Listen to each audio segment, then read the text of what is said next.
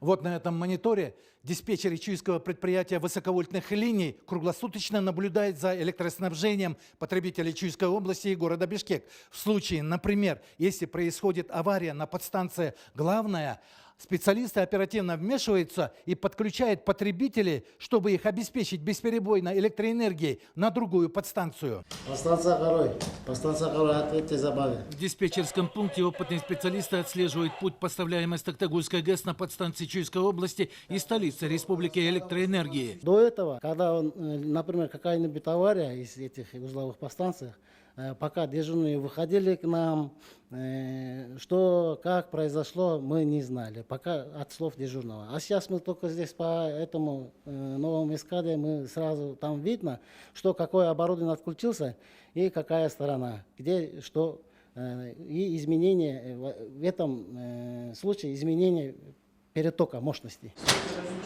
На Чуйском предприятии высоковольтных сетей при финансировании Азиатского банка развития провели оптоволоконную линию протяженностью 642 километра.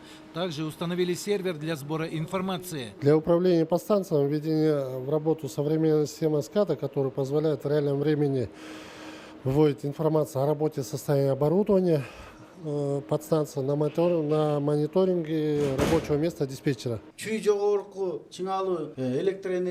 По словам руководителя Чуйского предприятия высоковольтных электросетей Талайбека Ибраева, интернет позволяет оперативно устранять аварии и разрешать другие проблемы на подстанциях региона. В онлайн-режиме берем информацию, то есть это надежность, это влияет на аварийность наших подстанций, это влияет точная информация, показания счетчика данных, информацию, цифровизация, это телеизмерение, телемеханика полностью у нас внедрена.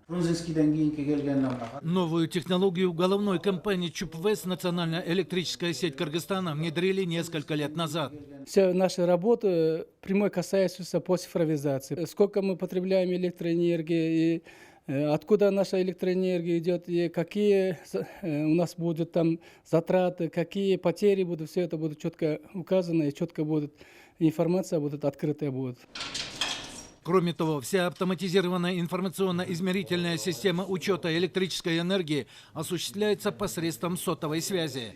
Усен Кульбаев, Нуркамиль Асанов, Алато, 24.